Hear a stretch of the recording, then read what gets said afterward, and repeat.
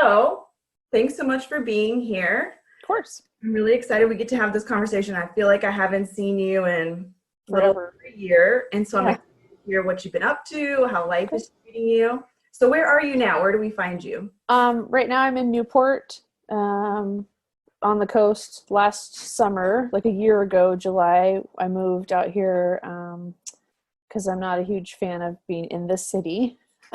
I don't hate the city, but I'm not a huge fan of the city. So we just wanted to be closer to the ocean. And even though, um, it rains a lot everywhere in Oregon, but at least I could have the ocean in the wintertime. So donned my rain gear and we're pretty close. We're just renting a little house. So, and then I'm finishing my research down here. So it makes it easy to access everything. That So, makes sense.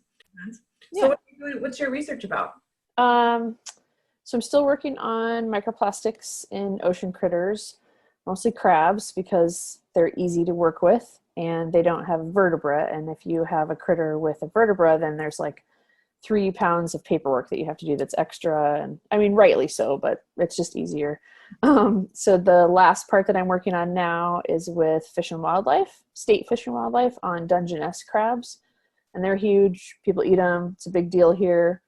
It's a huge part of our economy, like billions of dollars of our economy in Oregon and the Northwest. So working on that with them right now. So yeah. So, you mentioned microplastics. What Mhm. are those? So microplastics are any piece of plastic that's smaller than 5 millimeters down to a micron. So micron you can't see. But 5 millimeters is like the width of your pinky nail. So something smaller than that. Like it's usually chunks of stuff. Some of them are man-made, like primary microplastics or nurdles, which is stuff that you melt down to make things like your cell phone case, right? It doesn't come like that. You have to make that. And then there's secondary plastics, which are like chunks of stuff, like little tiny pieces of foam or maybe an arm from a doll or a piece of a bottle cap, things like that. So, what's your goal with your research? So my goal is to graduate. Yay! To be honest, that's my goal. Like you have to do so much research required for your PhD. And it is exciting. It's interesting. Secondary to that, it's become like it's a cool investigation, right? You're trying to find an answer to something. So I want to find the answer to certain things. And then I really like sharing what I find with folks. I talk to a lot of scientists and they're pretty boring, and that's okay.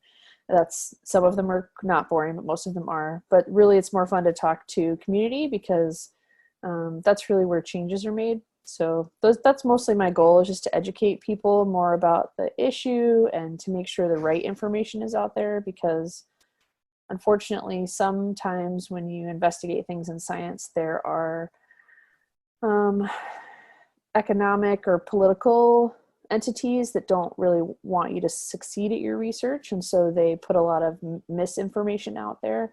So I'm trying to make sure that the right information is getting out there to the community, and let people know what they can do to change their habits and whatnot, or make changes. So that's my main focus right now, to be honest. I'm still doing all the lab boring stuff, but yeah. Yeah. Yeah, so when we met, I think you're really great at talking to people. It's one Thanks. why I'm obsessed with you, low key. Uh, but you said something to me, and it Mhm. has stuck with me. And I think these are the type of messages that people need to learn, especially from the scientific community. Yes. You mentioned like every day a school bus full of plastic straws are being dumped into the ocean. And ever since then, I've been actually really trying to be mindful Mhm. about not using plastic straws. It's Right. been a little bit harder in COVID-19 area. I think it Mhm. creates a little bit more sanitation with stuff, Yes. but is that still happening?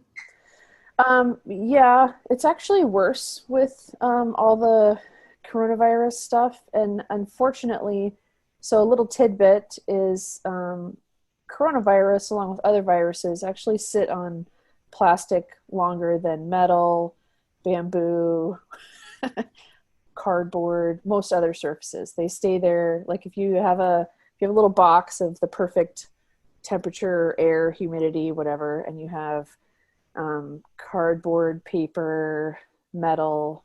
Like they tested a couple different kinds of metal and plastic. plastic and metal are the two longest like survived. So coronavirus sits there the longest before it degrades. And so it's that information didn't get a ton of publicity, probably because a lot of people want to just throw things away. But we did also see that we didn't have enough supplies. So we had to figure out how to re-sterilize and reuse things.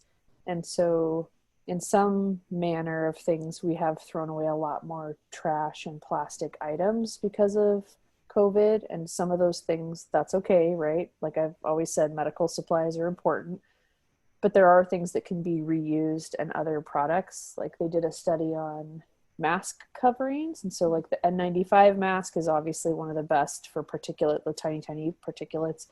And then there's one other, I can't remember the brand, but then just cotton, like a t-shirt thickness layer of cotton mask stops 95% of the same size as coronavirus and other particulates. So you can wash those, and they figured out how to re-sterilize other things. You know, gloves is a tricky issue, right? Gloves are made of a plastic base or something. So it's not 100% perfect, but yeah, we've actually seen an increase in like debris, trash, unfortunately.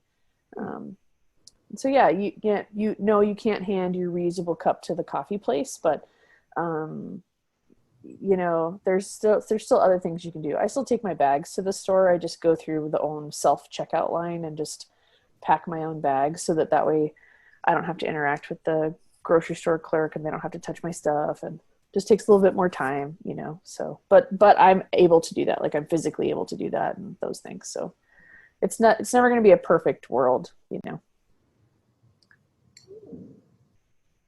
So we kind of talked a little bit about your research. What really goes into designing experiments that you actually can like answer research questions? So that's a really great question. You never do it by yourself. So that's my first point. So in my position, I have an advisor or like a mentor, and she has been a scientist for a long time and kind of done tons of different things. So as a student researcher, you come up with ideas or questions that you're curious about, and then you have to go see if somebody else has already found the answer to it. Then you talk to your mentor. What's that? A good step one. Yeah, well, yeah, right. You have to figure out, because when you're doing research, where at the level that I'm at, I'm not trying to sound, you know, snarky, but you're supposed to do something that people haven't done before, right? And that's kind of the deal. Like you have to figure out something that nobody has an answer to yet. It could be something silly, not silly. It can be something small or really big. It doesn't matter. It just has to be something new, or what they call novel. So then you talk to your advisor, and then you figure out if it's feasible or doable, right? Like, do you have the equipment you need to? How long would it take to answer that question? Then if you think you kind of have an idea, then you go through the whole scientific method. Like, I want to know if birds fly north because it's hot. Okay, well, somebody else has already figured that out. But if somebody hadn't, then you would have to figure out, like, how long do I have to follow the bird? Can I drive that far? Do I have the money to do that? Do I need other people's help, et cetera, et cetera? And that's the whole process. Then you collect data, look at your data and see if it proves your answer or your hypothesis right or wrong. And then you write up your report and off you go. That's the gist of things. There's lots of little details in there. And money is always a difficult thing. People think that scientists make lots of money, and they don't.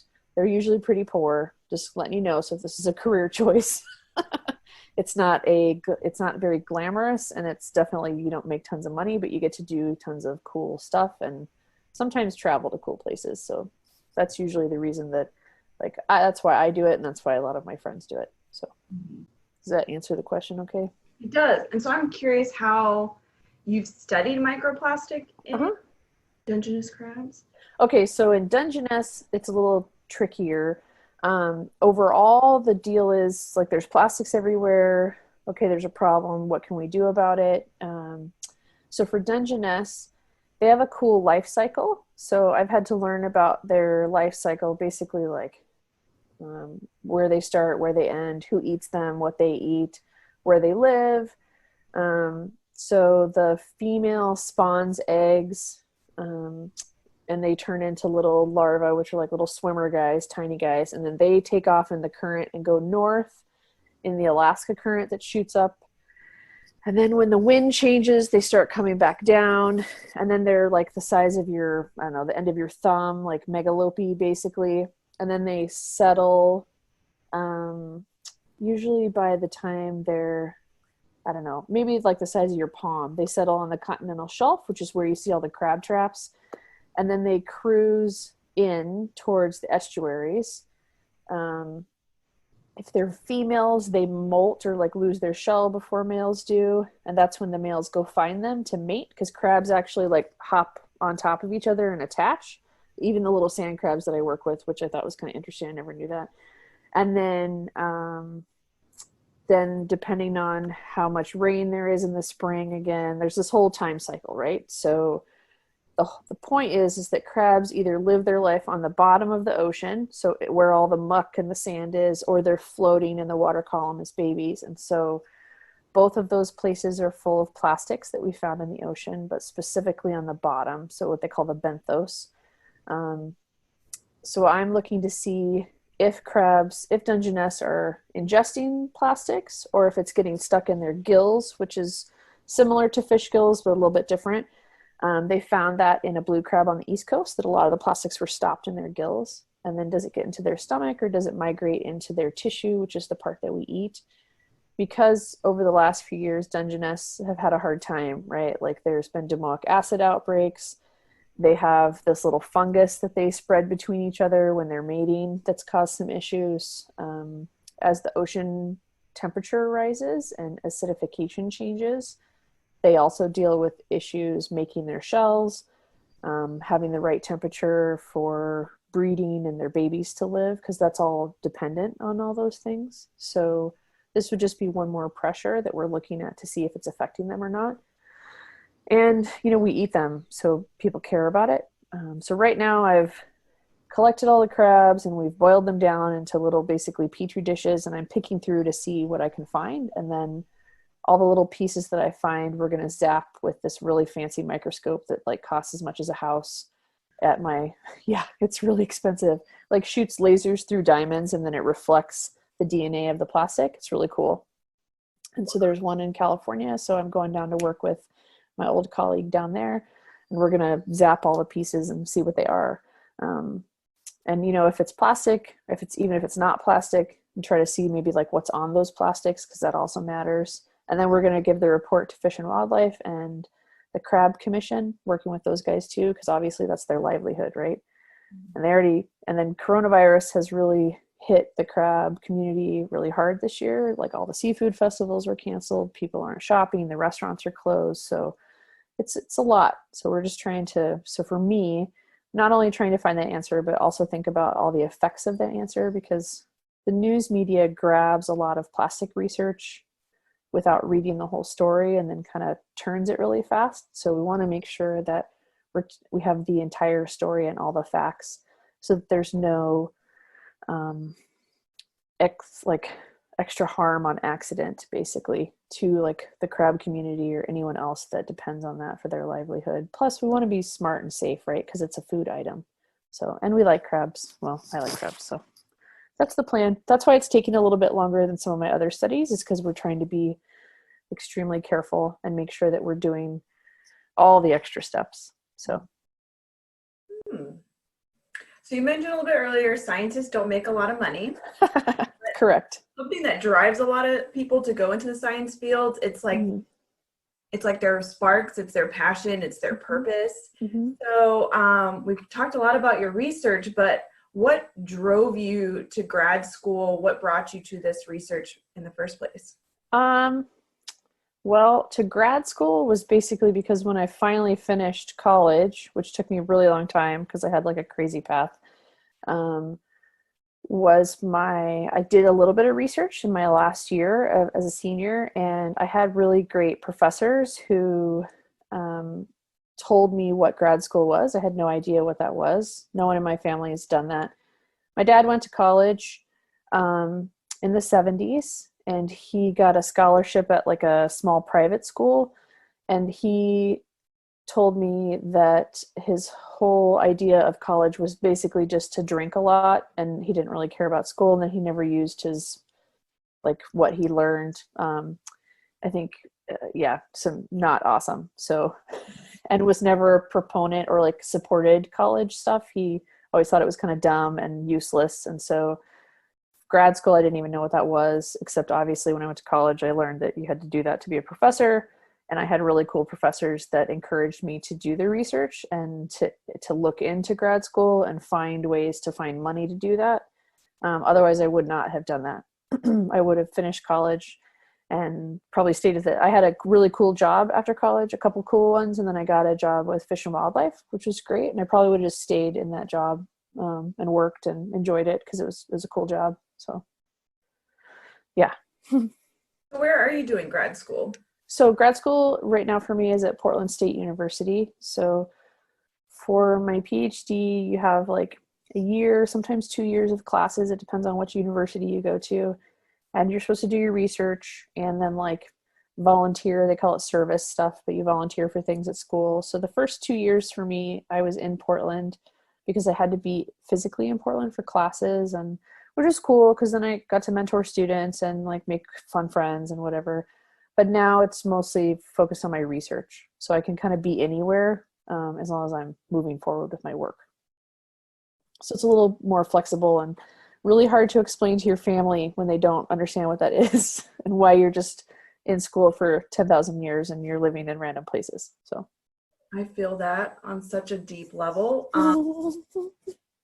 My parents did not go to college, so they were supportive of that, but they didn't understand grad school. And mm-hmm. I think it took me, I don't know, I should ask my parents if they knew what I did for my PhD, but I milked mice. And so that's amazing. Yeah, I can just hear the conversations. Yeah. no one understood. I don't even think I understood.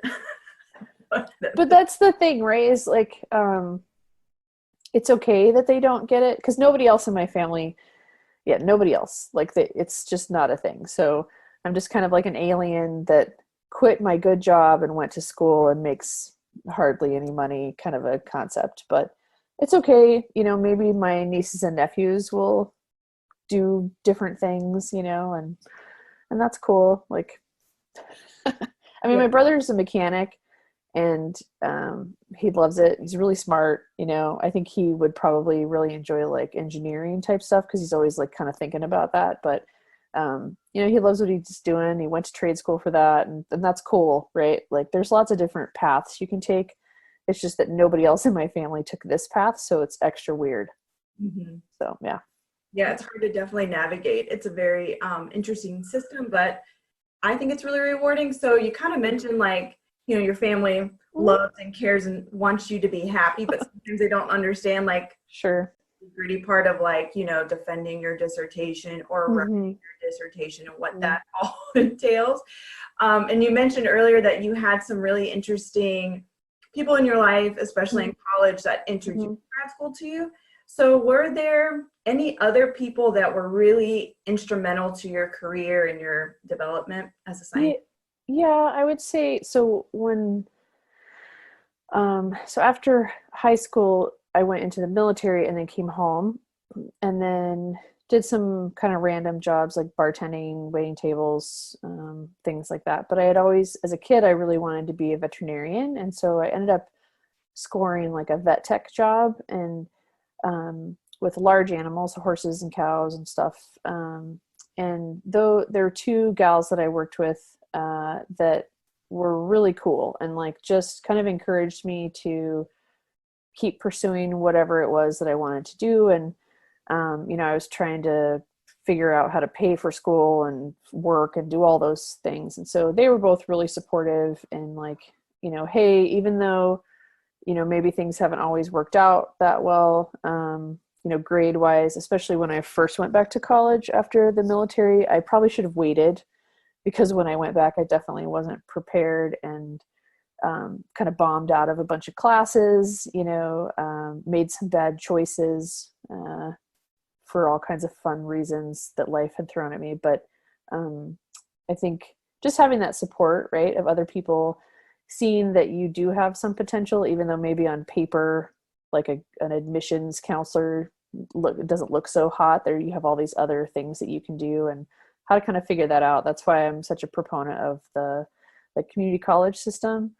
That really helped me kind of get back in the swing of things and get my grades up. And those I seem to, I mean, those kinds of professors that I ran into, I think realize that there's more than just one path and one box that everybody fits into. So, and I think that just that awareness was kind of nice to see.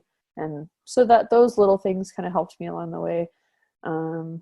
It was nice that my parents weren't like anti-college, but it was kind of like my thing, right? So yeah, I think just people along the way. And then, once you get into farther along, I mean, you have colleagues that are supportive and they're going through the same thing. So that always kind of helps. Yeah. Yeah, it's a really strong camaraderie, I feel like, because Everybody's in it.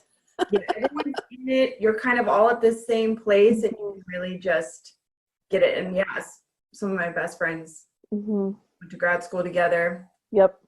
Went through it and got out on the other side, and we're all somewhat normal. So hey, we made it. You're just yeah. It's crazy. So you mentioned earlier you had like a crazy path. So do you want to talk a little bit more about? Sure. So as a young kid, I went to parochial school. So my parents sent us to Catholic school, which was probably fine. But once I went to public school for high school, and I was like 2 years behind in like math and science, because that wasn't a really big focus for the school. And I'm just sharing, like, this is just how my story, right? So once I got to high school, and I had a couple friends that also did the same hop. And so there was 3 of us, and we were all kind of in the same position. So I just had kind of a struggle when I went to high school, plus transferring from a private school where you wear a uniform and it's really religious based to a public school was shocking, probably, like at that age. And high school is a weird age anyway, like who knows where you fit in and whatever. So that was a little tricky for me, and I had a hard time with classes, and I had you get assigned a school counselor, and I went to a pretty big high school in Southern California, so it wasn't like everybody knew everybody kind of a thing. So I had a high school counselor who pretty much told me that I should find someone to get married to, because I obviously wasn't that smart, and I would probably have a really hard time supporting myself or finding a job based on my my grades and my performance in school. So that was pretty disheartening. Luckily for me, I worked on a ranch when I was in that age, like from about, I don't know, like 11 or 12 through the time I went into the military. So I kind of had that different work ethic support system. And that's when I really started thinking about being a veterinarian. And so then when I would talk to those veterinarians who are doctors and scientists, obviously, they'd be like, well, here's the deal, school isn't always easy for everyone. You need to study these things. Do you like these things? And I did. I liked biology and I liked science. I liked math. I was just behind. And so I worked to catch up. I actually missed a lot of school because I would travel a lot with the horse stuff. And so I took an exam in California to graduate early, and then went to community college for a year kind of at the end, which is where I started doing much better, like grade wise. And I think probably just because it was a different environment and I was not in that kind of like icky feeling stage, right? Nothing like having an adult in your life tell you that you're dumb to really, some people either get super motivated by that or super bummed out. I was pretty bummed out by it. So then I went into the military because I really wanted to go to college, and I at that time still really wanted to be a veterinarian, but my parents couldn't afford to do that. So a recruiter talked to me about military service and then the GI Bill. So I went in, and that was a big eye opener. I had never left home before. And I went to the East Coast and met lots of people very different from me, which was actually really cool.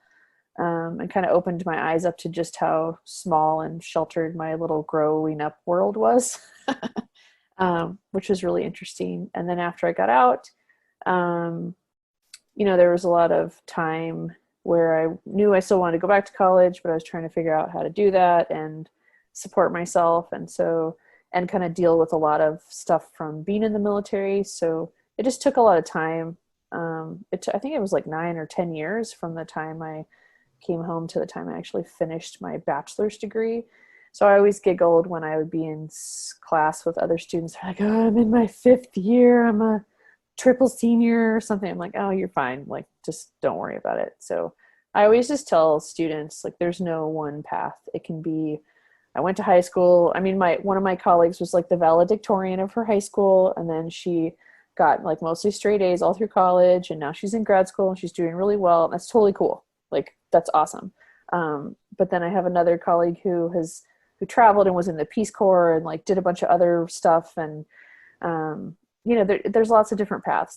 I guess that's my main point, is you don't have to be the smartest kid right off the bat. A lot of people learn really differently too. And I think probably educators are learning that more over the last decade or two, that not one little thing works for all students. So I guess that's my weird little path. So yeah.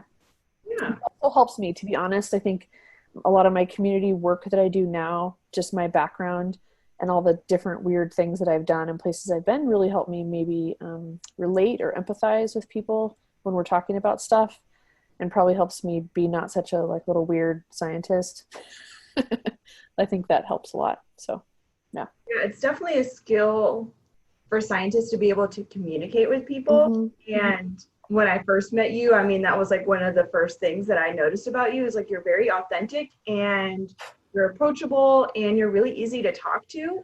Thanks. Yeah, so I guess you're doing something right. But it was, you kind of mentioned like some people put you down in your journey. I mean, I definitely had, I could think of 3 adults, like I know their names, I know what they look like. Do I follow them on Facebook? Of course I do, so they know what I'm doing in my life. But like, he said some horrible things to me, like, oh, you're never going to go to college, you're never going to amount to anything, like, the whole thing, like, just go to college to get an MRS degree. Yes.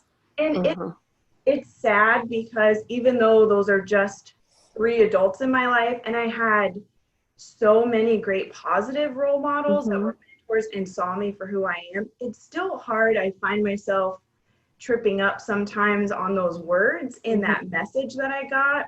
And I think just within the last 2 years, being this adult, whatever you want to call it, well, I kind of came to this epiphany that adults are people, adults have experiences, they make mistakes, adults have room to learn and grow themselves. We should always be pushing ourselves. So I think when you're younger, you see adults as these figureheads almost that should be all-knowing. So when you get these kind of messages, it's not only could be a snapshot and a wrong judgment, but it can really make a lasting impact. And that sucks. That's not right. So for you, if you could go back and think of those times where someone said that to you, if you could think of your younger self, what advice would you give yourself? Oh, so many things. I don't know, probably just, that it's going to work out eventually. It sucks, and it'll probably suck more down the road, and things aren't going to be awesome all the time, and things are going to be really hard, but eventually it will get better. And this is like a snapshot in time of your life, and you're going to look back on this, and things that seem to be so important right now are going to be kind of like something that maybe you laugh off later. Although if somebody had said that to me at that time, I probably would have rolled my eyes and been like, you don't know what you're talking about. So Crazy good looking older adult that looks right, like whatever, so it's just like one of those things where I think you just, hopefully there's at least someone somewhere in your corner. And if they're not, like, I don't know, I guess that's the part where we need to probably work harder to make sure that kids know that there's somebody out there, like, to be a mentor, looking out for them, or, I mean, and so many worse things can happen than just having some adult be mean to you. So, even though my path wasn't easy, it's definitely not even close to as hard as many of my friends that I've talked to. So, and I have a lot of, privilege in the space that I'm in. So I just trying to do whatever I can, like as soon as you get in a position where you can do things, and speak up and mentor and do what you can. I guess that's pretty much where my focus is now. Like, my research is fun and it's cool or whatever, but there's a lot better things to do, I think, or you can do things together side by side. So yeah. Yeah. So one thing I really like about you experiences, it just sounds like it's been this twisty turny, this like career journey. Yeah. And you've got a lot of really interesting experience along the way. Mm-hmm. How did you stay motivated? Lots of times I wasn't, still aren't, or I'm not. I should probably use proper grammar today. Still aren't motivated.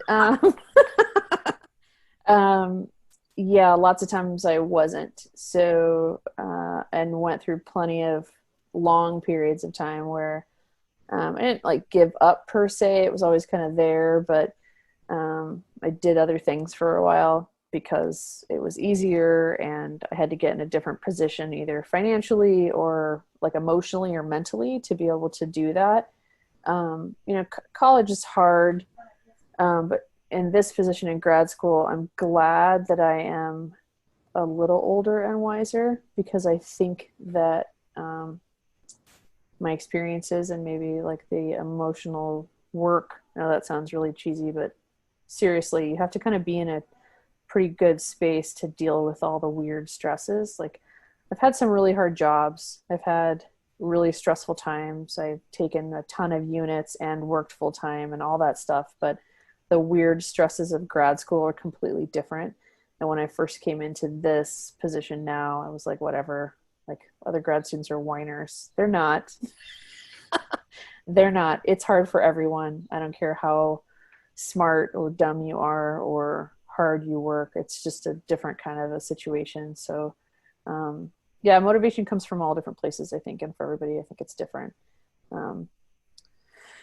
Yeah, I don't know. It just depends. I don't have any like bright shining light or a rock that I rub or anything like that. It's mostly just support with friends, support with my partner, taking time to try to stay like mentally healthy.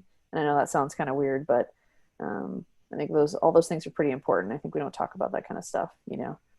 So yeah, I think that's kind of the deal, right? Stay motivated, take breaks, do what you can.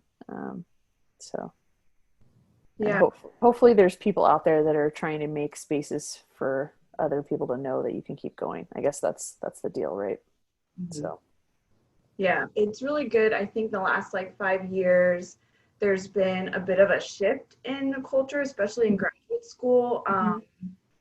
And people are talking a lot more about mental health because, yeah. I mean, it's documented. And even now, there's just a recent study saying about 7 out of 10 teens right now struggling mentally and having, mental health is a thing, especially with COVID-19. Society is looking really different right now. So it's good to have these conversations and to really tell people like it's totally okay to take a break and take care of yourself, yes. Whatever that looks like. So yeah, so I'm really glad you're sharing these things because it's powerful. Yeah, it's important. And your break could be like, I take a day off. It could be a year off. It could be whatever you need to make that. And I think this stigma of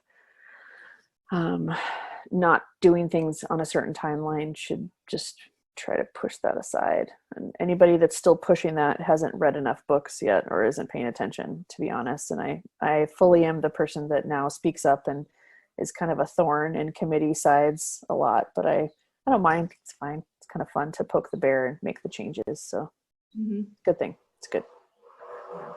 Fun things about your job and doing your research you want people to know about.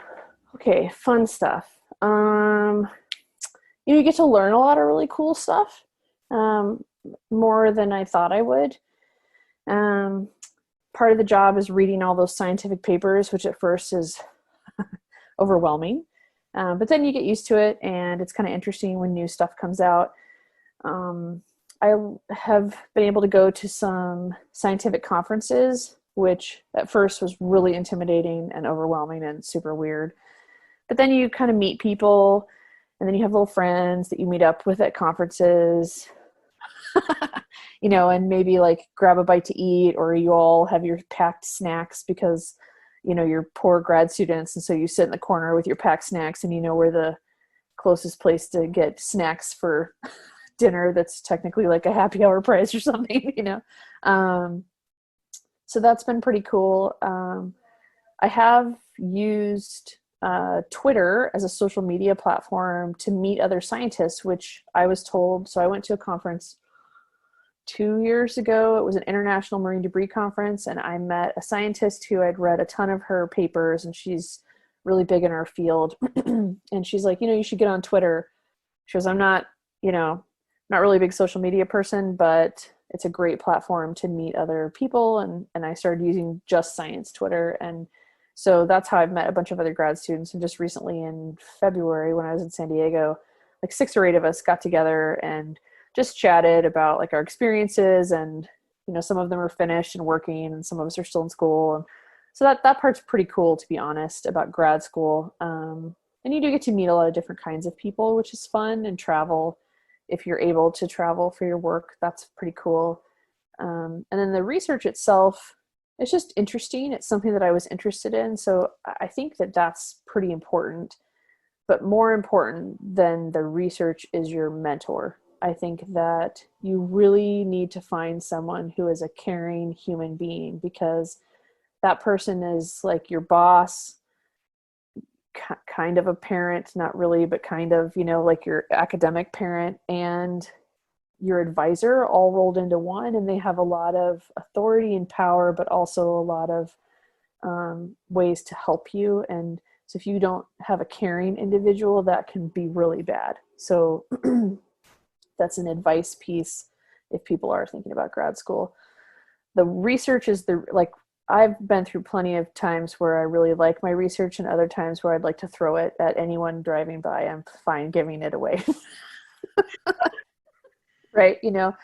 Or I have been writing about the same thing for weeks, and then I hate it. So like that's going to be up and down. Like you definitely don't want to pick something that you're not interested in, right? But it doesn't matter as much as your like advisor and the folks that you work with definitely make the bigger difference. So those are the cool parts of grad school. I have a really great advisor now. The person that I started working with in the beginning is not the same person I work with now, because I made a change after my first year or so based on our personalities, maybe is a good like way to put it. It was better for me, better for her as well. And so I was able to find us a different advisor, which is great. We get along really well. Our working relationship is really good. So those are important things, right, with grad school. And I think the understanding there's a difference between what you're supposed to do and what you can do, and somewhere there's a crossover in there, and kind of learning all those little things has been really interesting. So yeah, I mean, I've really gotten to see behind the curtain of academia and deciding like whether or not I want to continue to be a part of it in certain realms, or how I want to be a part of that. So yeah, those are all cool things about grad school that I had zero idea even existed before I went, I guess. So yeah. But I think the relationships with people are probably the coolest part. The research is fun, but it can be tedious, just like everything. So, but yeah, it's cool. I enjoy it. That's cool. Yeah. What are the next steps for you after grad school? Can I ask? Yeah, totally. Yes, of course. You can totally ask. It doesn't bother me. So I just finished my 3rd year, and so I'm at like step 4 of 5, I guess you could call it, right? So I've finished my defense. I'm a candidate. I took my evil comprehensive exams that were a full week of written exams and then a 4-hour oral panel, which at one point I forgot like really simple things and was sweating profusely, but my committee was very nice and kind of helped me, figure out that my brain still worked. So, and that is really important. That's why the colleague thing is important. I mean, you know this, right? So that's why it's important to make friends in grad school, because at least one of them have already gone through it and they can kind of give you, it's not as bad as you think it's going to be or whatever. So the next steps, I am writing my dissertation, which is like a book, right? A really boring science book. I have different chapters. One's finished, one's mostly done, and then I'm finishing the last one. And then, I don't know, job hunting, I guess. I have a fellowship, so I'm super lucky to have my fellowship, and that gives me, it pays for my tuition and gives me a stipend through like August of next year. So I have a little time before I'm, living in my car. No, just kidding. Not really, but kind of. So the job market's a little scary right now. I have a few friends that have graduated or like are about to graduate, and state agencies have hiring freezes because of quarantine and the economy shutting down. Quite a few friends of mine that had academic job offers have also been like rescinded.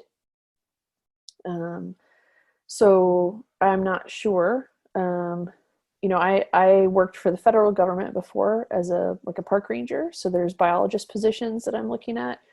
I want to stay on the West Coast. I probably won't stay in Oregon because it rains too much. For me, I miss the sun. But yeah, we're just kind of trying to find some place that is where we want to live and where I can find a job.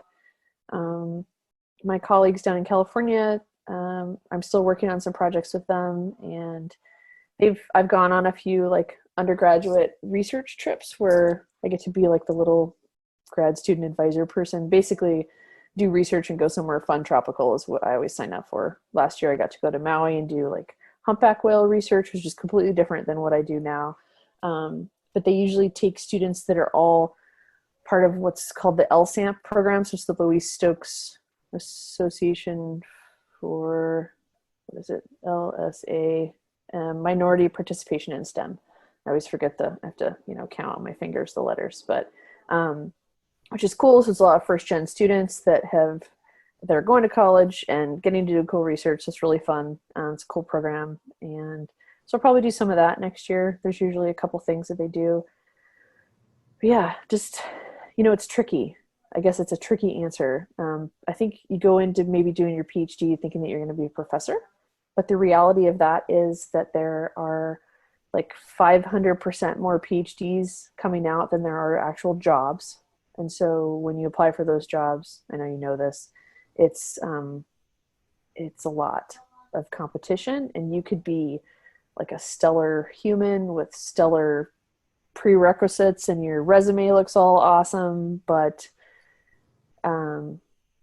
it depends. And there's the process for that is pretty intense, multiple days of interviewing and whatnot. So I don't know. If I do end up doing like a teaching thing, it'll probably be at a small school or a community college on purpose.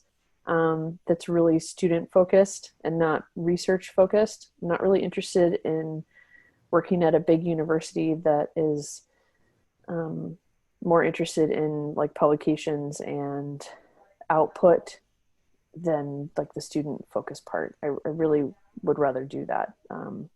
So yeah, if that means I need to find a different job and that I had one professor that's cool. He works as a regular 9-to-5 job, and then he teaches twice a week, but he teaches ecotoxicology, and that's what he does. And so it's kind of cool because then he teaches the up-to-date things. So I felt like you get a lot more from those kinds of classes, and he gives you real advice, and he's not part of the machine. So he has a little bit of outside information. So that's kind of what I'm thinking of. That's all like really happy fairy tales and unicorns if everything aligns, so we'll see. But yeah, I've worked a lot of different kinds of jobs, so we'll see. I can kind of do whatever needs to be done to pay the bills. That is one piece of advice it's probably pretty hard to swallow after all of this schooling is you're still just a baby in the real world, even though you have, some ungodly amount of education. There's still a lot more people out there that are better qualified for things. And so you still have a lot to learn. And so I think that's where I see some of my colleagues really trip up when they're applying for jobs is, you have all this education and you are really smart. You are in your field. But not everybody values that the same way that you might if it's a little bit different. So you kind of have to be humble in that way, and kind of be prepared to still pay your dues, I think, which is harder for some than others. I mean, it's a lot of school and you work really hard. So you're kind of hoping for something pretty spectacular when you're done. A little bit of a mental break, but still learning and growing. Yeah, totally. So yeah, so that's kind of my plan. I'm pretty open to it. But I like warm weather. So that's the direction at least. And the ocean needs to be very close. Got it. So yeah. So for kids that want to go to college and they think research could be for them, do you have any advice? Yeah, if they want to do scientific research, there's also, social science research. Like I worked on a project where we did like a bunch of really cool surveys of folks, and it had to do with a science project, but it was really more about the social science end of things, and knowledge is, I'm pretty sure the stock answer is to try to go and volunteer for something, but like I never volunteer for anything like that. I think probably trying to do lots of different stuff if you can, learn from different people. It could be from the sweeping the floor job that you have, to the experiences you have at school, I guess.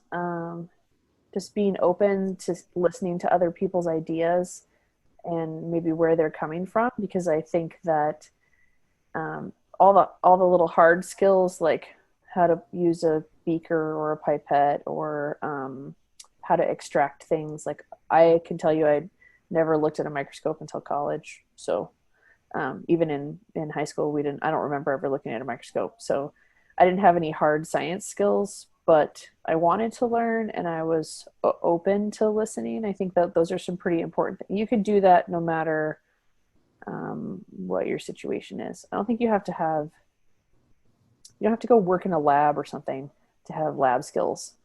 You just need to be able to listen, because if you don't listen, because I've had plenty of students come in and be like, oh yeah, I've worked in this lab, worked in that lab, and they were not people that I invited back to work with me again because they didn't listen. So I think that's a pretty big skill, and that would help you whether you want to go into science or any other job, right? So I think those are pretty important skills to have. I mean, I'm sure if you've already used a machine and you're getting hired to use that thing, like that's kind of cool, but adapt to things. Nothing's ever perfect. Also in science and research, most things fail. Most things miserably fail and don't turn out the way you want them to, or think that they even might have. So that resilience to understanding that, I guess, and that's probably just experience in like life, I think, to be honest. So I don't think there's a right answer. I mean, I'm sure any experience you have is going to help you, right? Mm-hmm. So, yeah. So for someone who wants to be mindful of their choices that they make and the impact they have on the environment, what do you want people to get from your research and your experience? Oh, so for my research, it's just about, I'm working mostly with plastics in the ocean. So, the ocean has a lot of problems right now. We've basically used the ocean as a dumping site for generations. So I would say anything from, trying to make your transportation smarter. Tire dust is a huge issue that I really haven't talked about today, but just the little chunks of pieces of your tire that come off and go into the water, it's really toxic. We're finding that it affects fish quite a bit, as well as other critters in freshwater and the ocean. So just maybe, it's like the basic stuff. Like maybe if you're able to drive less, if you can walk or take public transportation, if you can't, like whatever, that's fine. As far as plastics go, reusing things, and refusing things, so we talked a little bit about the straw thing at the beginning. Recycling is really hard on the environment. I did not realize quite how hard it was on the environment until probably this last year when I started talking to actual recyclers. It costs a ton of money. It takes a ton of energy to do it. Most stuff doesn't break down. The chemicals that they have to use to recycle it, so all this stuff that it doesn't really get out into the public.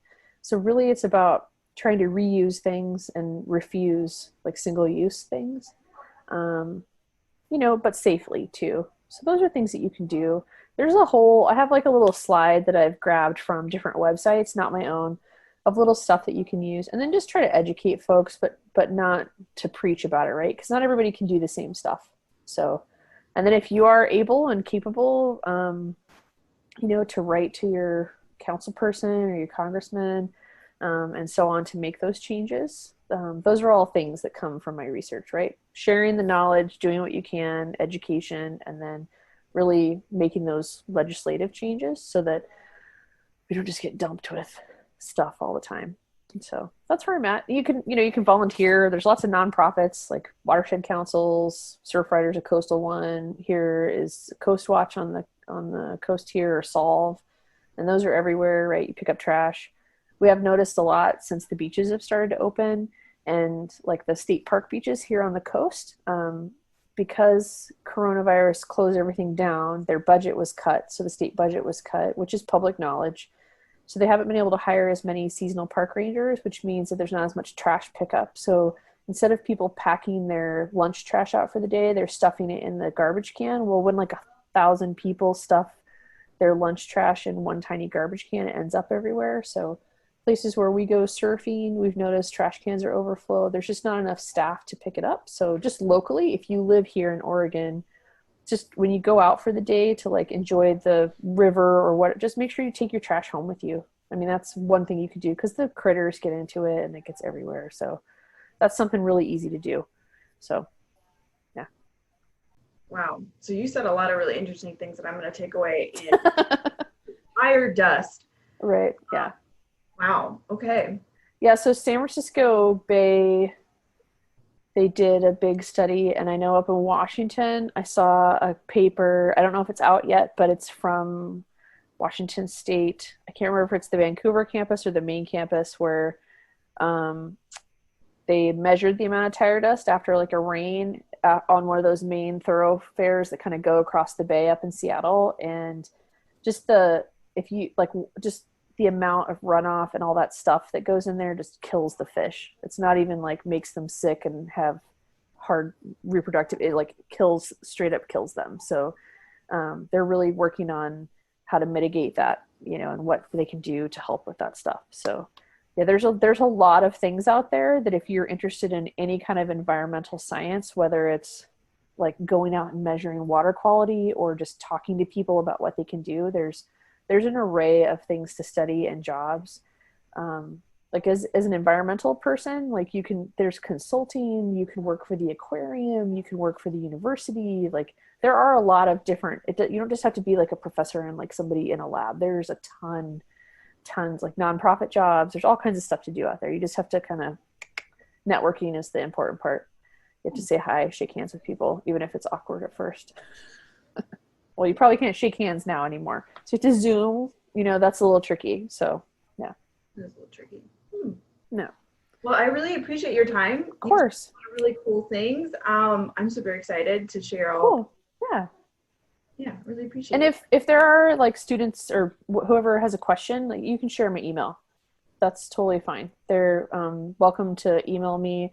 If I don't respond right away, it's not because I don't want to. It might just be because I'm going camping or something, or I have some deadline. But yeah, you can totally share my email. That's fine. And I'm happy to answer questions or whatever.